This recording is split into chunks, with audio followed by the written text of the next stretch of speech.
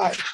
So welcome to Math 409 problem solving. So we just spent the last 5 minutes doing a practice exam, from like the Putnam and whatnot. It doesn't count, but the point of this was to just have you look at problems and get a sense of what is it like to try to quickly do things.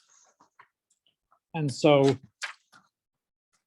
some of you are going to have to take exams like this in the near future.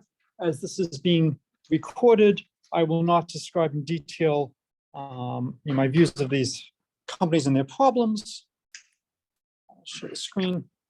And so what I want to do is talk a little bit about how you might attack problems like this. So, I gave you 5 problems, 5 minutes. You might actually have closer to 2 minutes on average per problems in stuff like this. And so the first question is, when you have a multiple choice exam, here's the first problem, 2, and then finally the third. When you are doing a multiple choice test, what is your objective? What are you trying to do when you get problems like this? Get them right. So what does that mean? What's your goal when you look at a problem? Eliminate bad answers. It's not necessarily solve the problem. It's of the possible answers, which one is right? So as a math professor, I get, I think my choice of which one I like the most. I like the 5th one. Consider this integral. Which of the following 5 answers is the right one? Now, the first thing is implicit in this is that the integral exists. It is not the case that every integral exists. How do you know that this integral exists?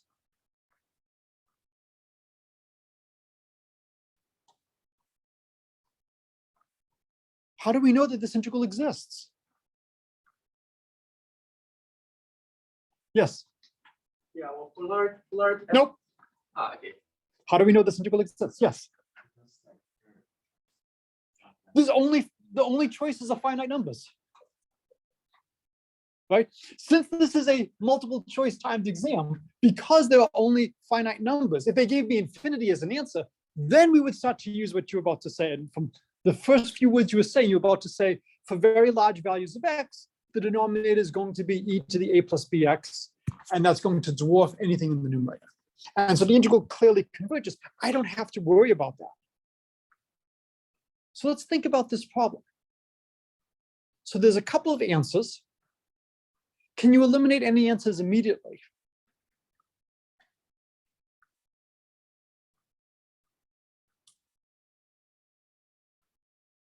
A. As long as A is greater than B, the integrand is positive, so it's clearly not going to be A.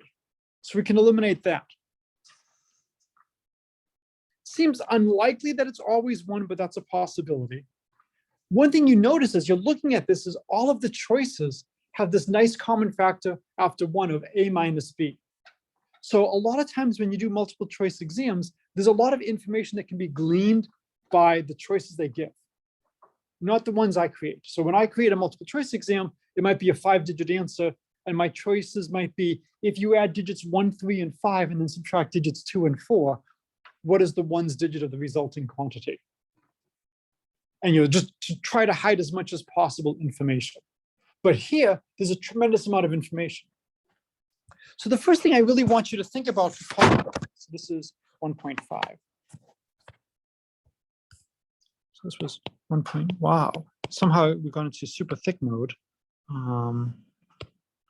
So we have the integral from 0 to infinity of e to the ax minus e to the bx over 1 plus e to the ax, 1 plus e to the bx, and a and b are positive. So the first thing when you look at something like this is there any symmetry? Are there any special cases? Can anybody give me any choices of A and B where you can evaluate this integral?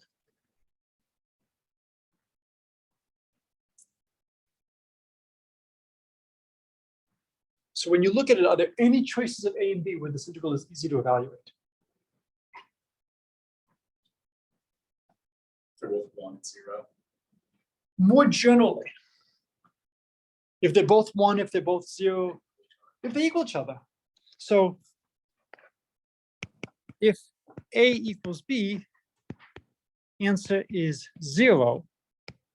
So in general, it must be a multiple of A minus B. Right? Just by looking at this, I know it has to be a multiple of A minus B. So now if I go back and I look at the possibilities, okay, I can eliminate 0, I can eliminate 1. I've got A minus B log 2, A minus B over AB log 2.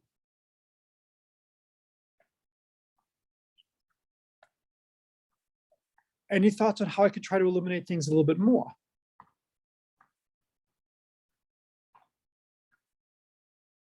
Maybe, I'm sorry?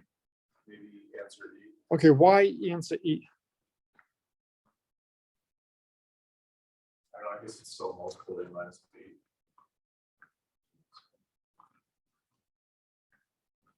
That's kind of where my mind is going.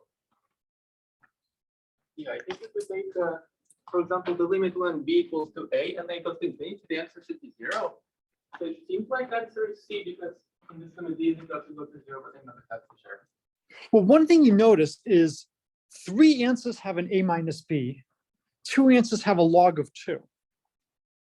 So if I was a betting person, what would I gamble on? Which would you guess? A, B, C, D. Which ones would you guess if you had to? And if not D, what would you guess after D? E, because this A minus B occurs 3 times, log of 2 occurs twice. When they give you multiple choice questions, they often try to give you answers that are close. And so one of the biggest differences is trying to look at maybe how things are playing together. If I double A and I double B, what does that do to the integral? So let's rescale. So this was the first thing. So let's replace A with C times A and B with C times B. What do you think that does to the integral?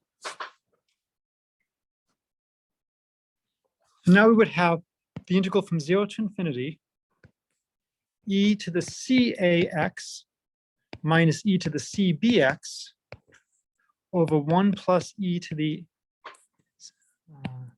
CAX 1 plus e to the CBX dx.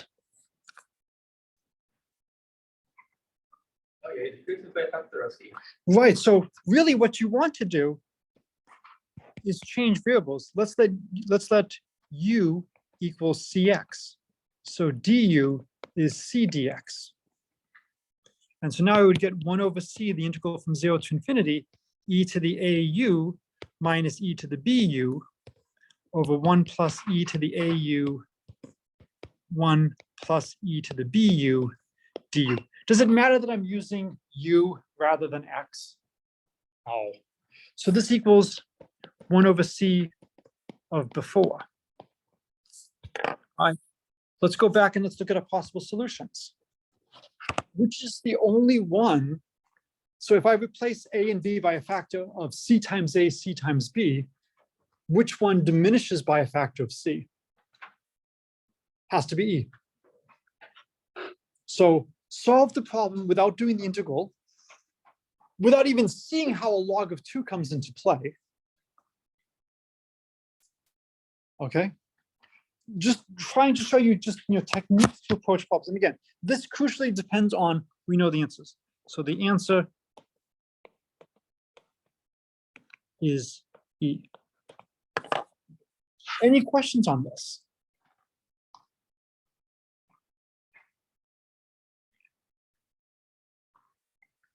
You could try to maybe take the special case of A getting very, very large and B going to 0. So you could try to do a special case. Does everyone agree that that might be a good special case to investigate?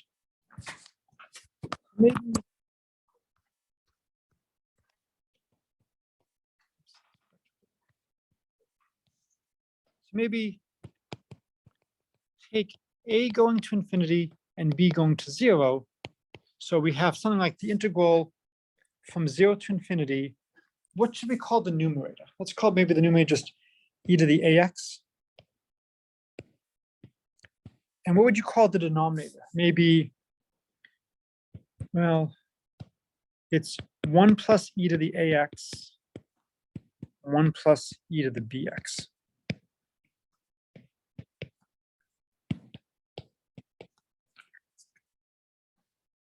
So as we think about what's going on, is this easy to try to figure out what's going on as A goes to infinity?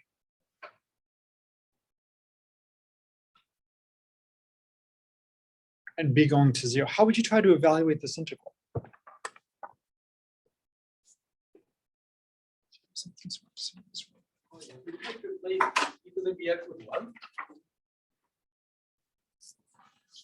So it would be approximately 1 for long periods. What do we do with the denominator?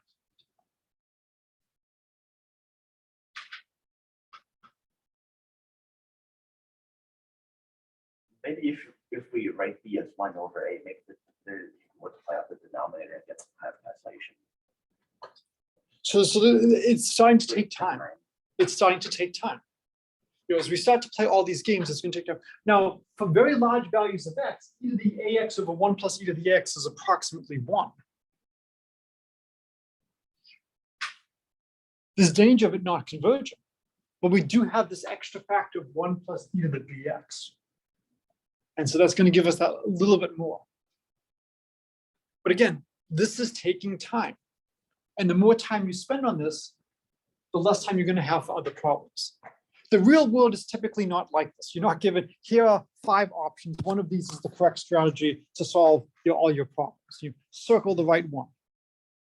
But when you have certain types of tests like this, it's really good. And it also just illustrates some very nice concepts. You know, when I see a problem like this, can I get a sense of the answer before I do any calculation?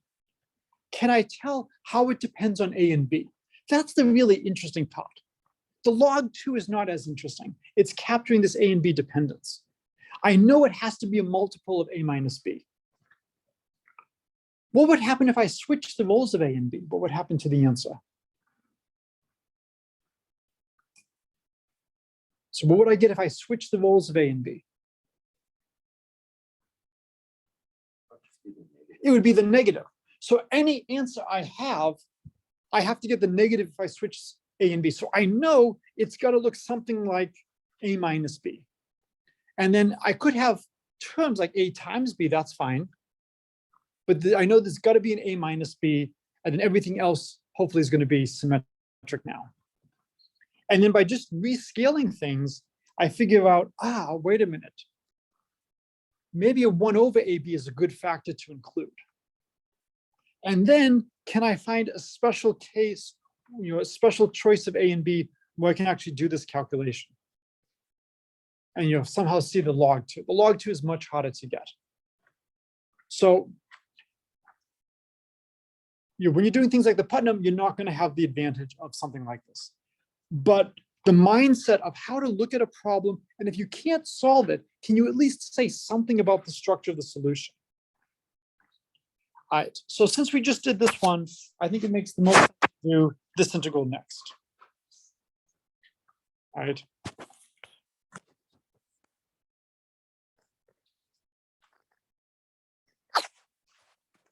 Let me just copy this.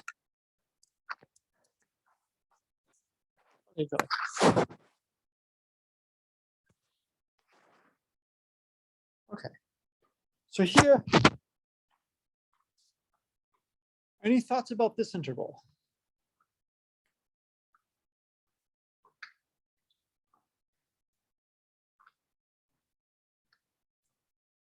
Yeah, can't it be A or B because the answer feels like A cubed? Good. So let's try to think. Any thoughts about what this region is? It's a half circle. So we have x goes from negative square root of 2ay minus y squared to 0. And then y goes from 0 to 2a. So what kind of shape do you think it is? And so maybe something like this. So at least geometrically, we have some idea of what's going on. X squared plus y squared is less than or equal to 4a.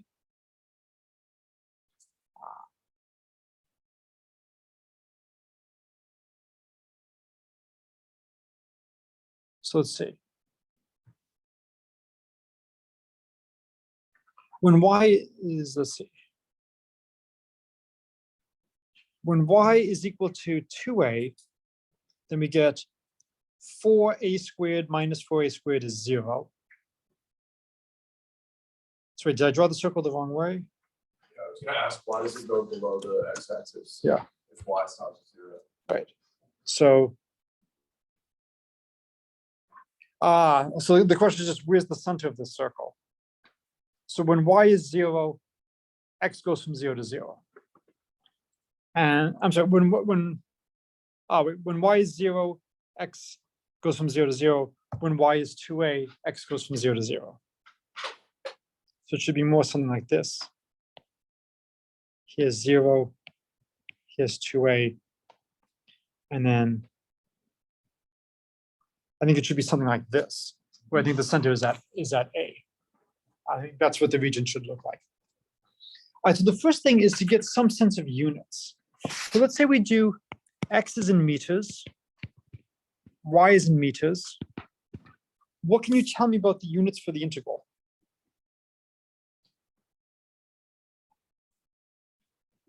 Cubed. Square root of x squared plus y squared is in the square root of meters squared, that's meters. Dx is in meters, dy is in meters. So the integral is in meters cubed. What are the units of a?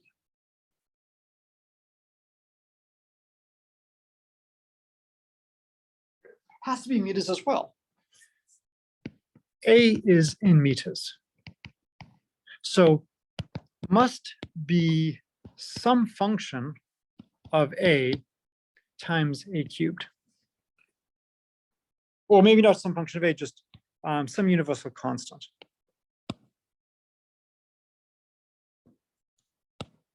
Some constant times a cubed. So just by getting some sense of the units for this problem, I know it can't be C, it can't be D, it can't be E. So in just a few seconds, I'm down to it's either A or B. That's not bad. Any thoughts about how we would eliminate A or eliminate B?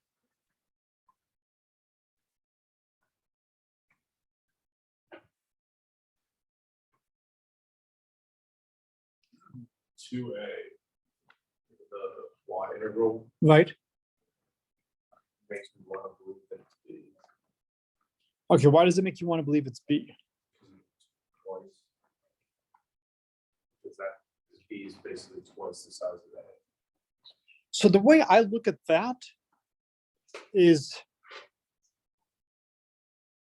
and again, I haven't looked at this problem in a while, I might almost go with A and think that B is double of A and you're integrating over the entire circle. But there's definitely this factor of 2 that's coming into play. Again, if I had to guess, I would probably guess A and say that the reason we have these two different answers is what kind of mistakes can someone make? And a big mistake is integrating over the whole thing and not just half the thing. But again, all we have to do is evaluate the integral well enough to know that it can't be A or it can't be B. How can you prove it can't be A for this integral? What would you need to show about this integral? Oh yeah, that's strictly larger. You have to show, right, so if you can show it's strictly larger than A, then it must be B. How can you eliminate B? strictly less than v. So all we have to do is estimate the interval well enough to know which one of them must be true. Okay. So we know the region looks something like this.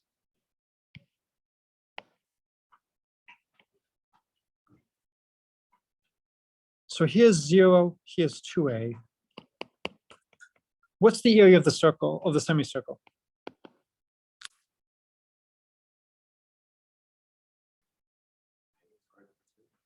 Pi, so it's 1/2 pi a squared, because it's a circle of radius a. So that could be a little bit useful. What's the largest square root of x squared plus y squared could be?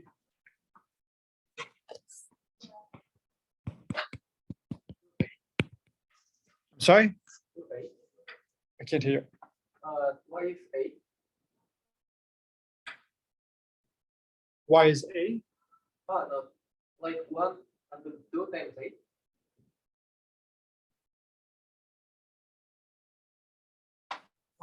Not quite following. So what's the largest square root of x squared plus y squared could be on this semicircle? Y2a. Because that's a distance from the origin. So the greatest distance from the origin is 2a. So we know that this is going to be less than or equal to 2a. That's the furthest from the origin, right? So this point here, I mean, x squared plus y squared is how far we are. It's at most 2a. So we know the integral has to be less than or equal to 2a times 1/2 pi a cubed. Oh no, sorry, 1/2 pi a squared, which is pi a cubed. Is that enough?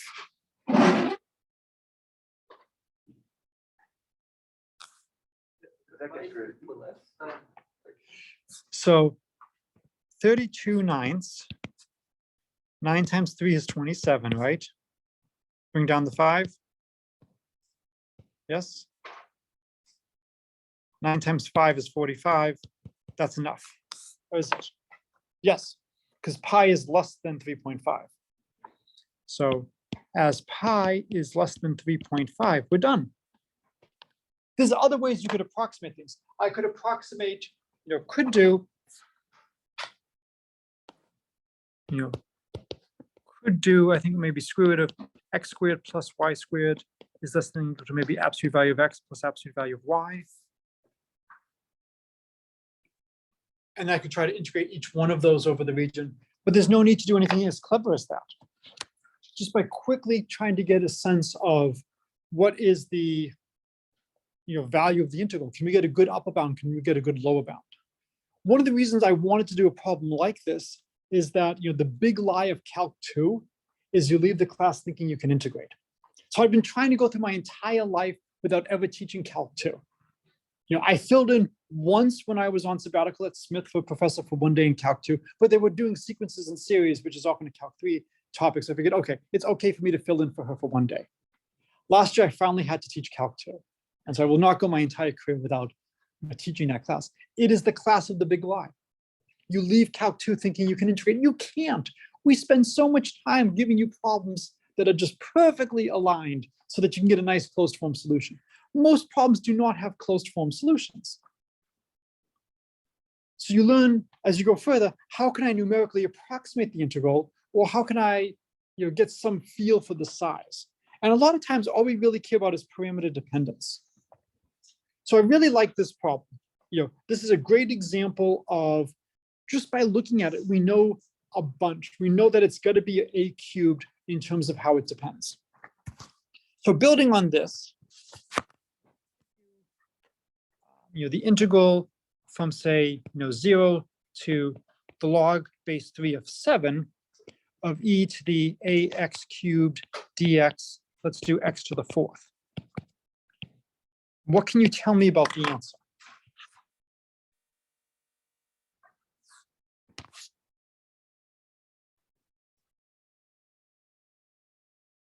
Yeah, should you feel like a to the power 5/3 or whatever, or minus 5/3? Well, so how'd you get there? Well, what unit should we do for x? X is in what? In meters. I always like to put x in meters. So A is in what? So what does the unit of A have to be if x is in meters? Not meters cubed, you're close. Meters to the -3. Meters to the -3, right? Because we have to exponentiate something that's unitless. So A is in 1 over meters cubed. Because, again, e to the u is 1 plus u squared over 2 factorial. The only way we can combine all those terms is they have to have the same units. So what are the units for the integrand? Integrand is in what? And I'll include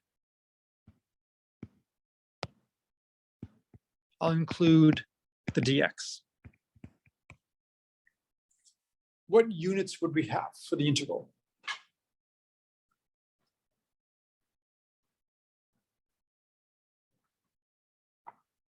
So if x is in meters, e to the ax cubed is unitless. So x to the 4th dx, what would be the units of that? Meters to the 5th is in meters to the 5th. How can I get meters to the 5th from 1 over meters cubed? So must be some constant. And then what power of A do I need to have?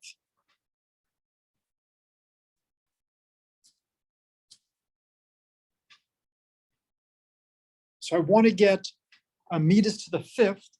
A is 1 over meters cubed. That is 5 over 6. Negative 5/3.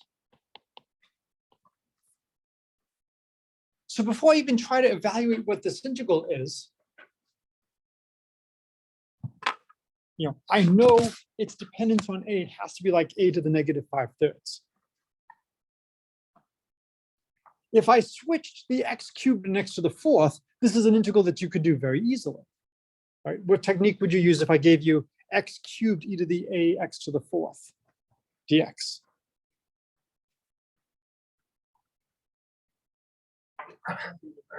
Change of variables, use substitution.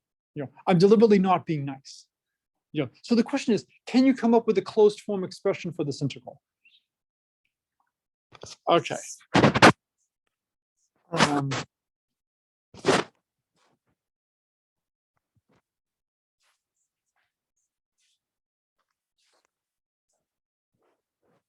All right. The second one is one of my absolute favorite problems. Daniil, and extra credit if you can figure out who Daniil and Harry are, is able to paint a house in 2 days. Harry needs 3 days. If they work together, how many days will it take? How will we solve this if we want to actually solve it? Kind of like the connecting the resistors in parallel. It's like, yeah, and so what will be the equation? So it will be 1 over the sum of the reciprocals of 2 and 3. So if D is the number of days, then the first person paints 1/2 a house per day. So the amount of the house they paint is 1/2 D. The second person paints 1/3 of a house per day. This needs to be 1. So therefore you get 5/6D equals 1. So D is 6/5. So this one isn't too bad to actually solve directly. If you've seen this problem before, don't speak up. If you haven't seen it, can you give me an upper bound for how long it will take? It can be a stupid upper bound. 3 days. 3 days. So thank you for when I asked for stupid upper bound, you gave me the stupidest upper bound that will work without being absurd, like 18 days. So why is 3 days the stupid upper bound? Because if they were doing it together and Daniel did nothing, it would take 3 days. Right. So if Daniil is perfectly useless, it would take 3 days. So upper bound of 3 days. I claim you can get me a stupid upper bound that's better than 3. What's the stupid upper bound that's better than 3? 2, right? Rather than having Daniil do nothing, have Harry do nothing. So we know it's got to be less than or equal to 2. What is a lower bound?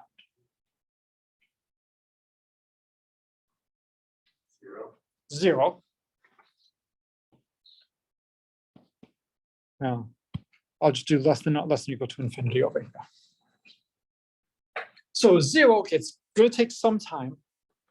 What is a stupid lower bound?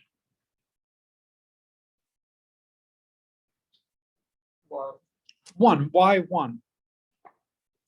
Because Harry is working slower than Daniel. Good. So if I had 2 Harrys, so if I had 2 Daniels, it would take 1 day.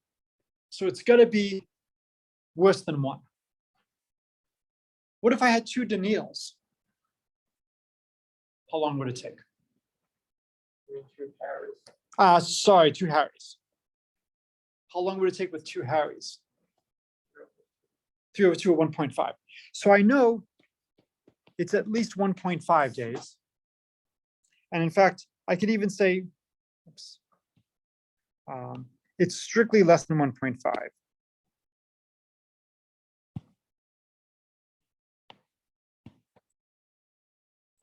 And it's strictly more than 1.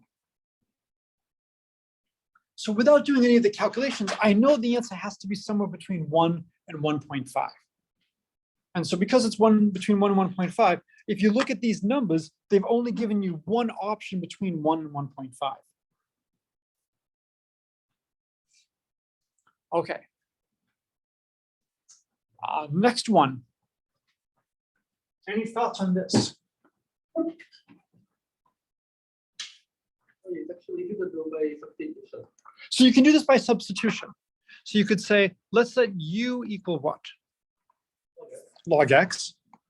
We should have a timer going on. Du is 1 over x dx. So now we have the integral. All right, so if u is the log of x, e to the -3, when I take the log of that, I get -3. So it's -3 to -2. This just becomes 1 over x dx becomes du. So this is just du over u. So it's just the natural log of u at -3 and -2. We've got to be careful, however, because you can't take the natural log of a negative number. So you have to remember, okay, I got to be careful. It's the natural log with an absolute value sign. And then you should be getting, I think, the natural log of 2/3. Yes? This isn't terrible. And, just because I said, in general, you can't do integrals, that doesn't mean you always will fail when you try to do an integral. We can do an integral here. It's going to be a little bit careful with the signs for the log. What I would actually probably do is I would probably change variables so that I would not be integrating over negative region. But I claim that you can get this problem just by staring at the 5 answers.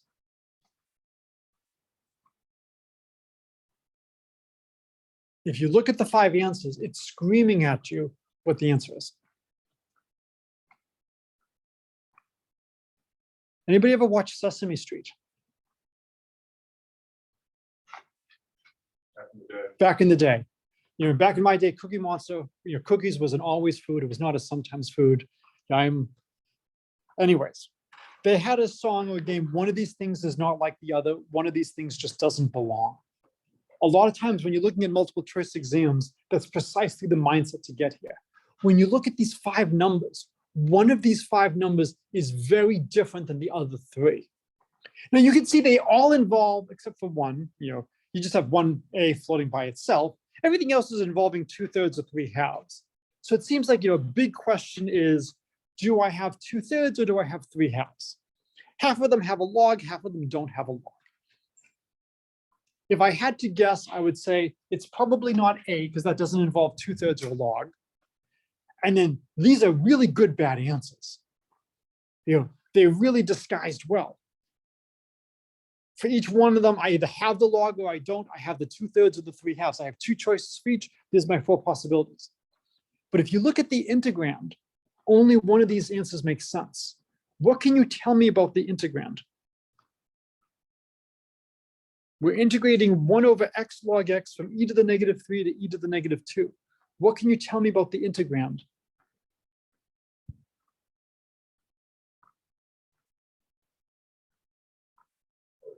It's negative. The integrand is negative. Positive, positive, positive, negative, positive. Right? Negative integrand. Integrand is negative. Must be D. Again, I know I sound like a broken record. You are not going to be faced with multiple choice questions, that often in life, but this mindset of how to attack things, how to get a feel, how to get a flavor of the problem. This is something I really want to emphasize in this course. Just by looking at this integrand, I know it has to be negative. Sure. So 1 over x. These are positive numbers, so 1 over x is going to be positive. But what's the log of e to the negative 3? It's negative 3. What's the log of e to the negative 2? It's negative 2. I know the logarithm is negative in this region. The 1 over x is positive in the region, so the whole integrand has to be negative. So because I'm integrating a negative function from a smaller number to a larger number, it has to be negative. If they switched it up and went from e to the negative 2 to e to the negative 3, then it would be a positive answer. But just looking at this, again, it's trying to get a sense of what can I say about the integrand? What can I say about the problem? That's what I really care about for this course. Before you start to do your detailed analysis, can you say anything about the general features of the solution? And here, I can quickly look at this and say, I have to have something that is negative. What precisely? That's much harder. And again, this answer is not as good as actually just doing the integration, which wasn't too bad here. The only thing you have to be careful about is remembering that there's the absolute value. Now, if you forget the absolute value, what's interesting is if you then use the log law, that the log of a difference is the log of the quotient. I'm sorry, the difference of the logs is the log of the quotient. The two negative signs would actually cancel out. And even though you can't have the log of negative 2 and you can't have the log of negative 3, when you then combine them, you would get the log of negative 2 over negative 3. The negatives cancel and you get the log of 2/3, and you would have the right answer. So your mistakes would actually cancel if you forgot. All right. So there's, I think, one problem that we didn't do. It was the cosine problem.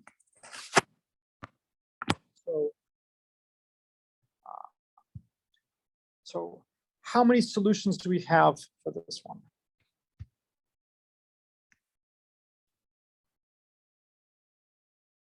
Okay.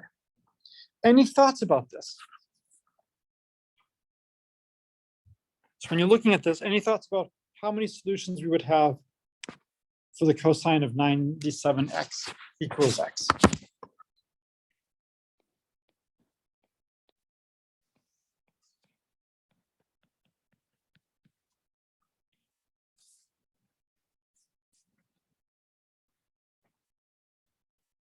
I'll stop B and C right away because I didn't see any relation to 97.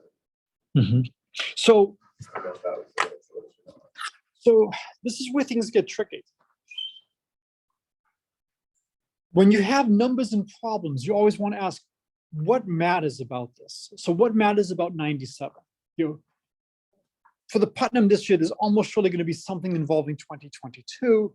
What matters about that? With powers of 2, 2022 is just a little bit before 2048, which is a nice power of 2. That might be important. When you think about cosines, what number really comes into play when you think about cosines? Multiples of pi. And then there are two types of people in the world. There are those who love pi, which is approximately 3.14. And what's the next number? This tau, which is approximately 6.28, which is twice pi. For many problems, tau is more important than pi. So your June 28th, you should also celebrate as well as Tau Day. Most people celebrate March 14th as Pi Day, okay? Why is this important? Well, cosine is periodic with period 2 pi. And so if I give you cosine of 97 pi, you can ask, what is the period? So what is the period of, cosine 97x?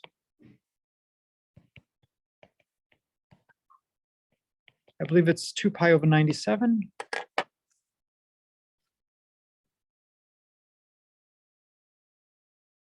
Or am I doing it the wrong way? No, I think that's right.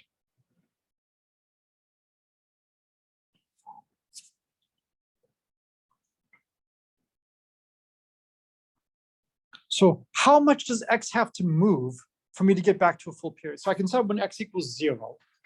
And then the next is I want the argument of cosine to be 2 pi. And so when x is 2 pi over 97, that would be the next time. So the period is 2 pi over 97. Okay. And so now the question is, I want to look at how often does cosine of 97x equal x? Nobody should want to actually calculate this directly, all right? So, cosine is going to be, it starts at 1, goes down, comes back up, goes down. You're not drawn to scale.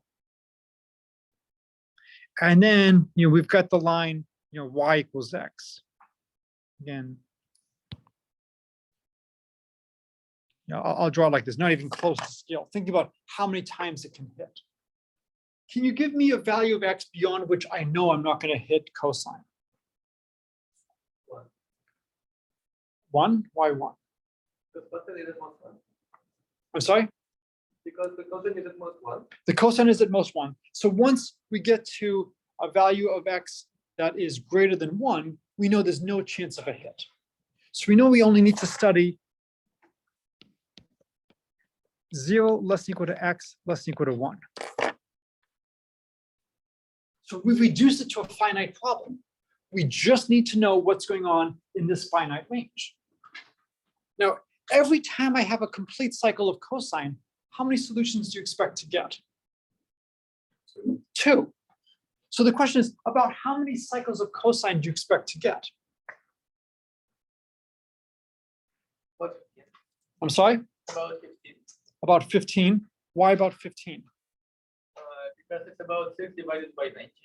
Okay, why is it? So, okay, so this is about, we're going to do approximations. This is about 6 divided by 100. 90. 6 divided by 90. Works for me. So this is about 1/15. So you expect to have about 15 cycles. Each cycle gives 2 solutions. So, oops.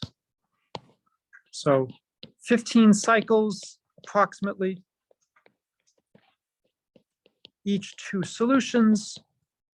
So about 30 solutions. When you look at the numbers 1, 15, 31, 49, 96.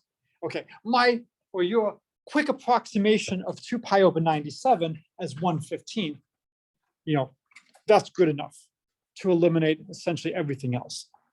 It's not going to be as low as 15. It's not going to be as high as 49. So the point is, we are not actually solving a difficult problem here. We are just, roughly estimating.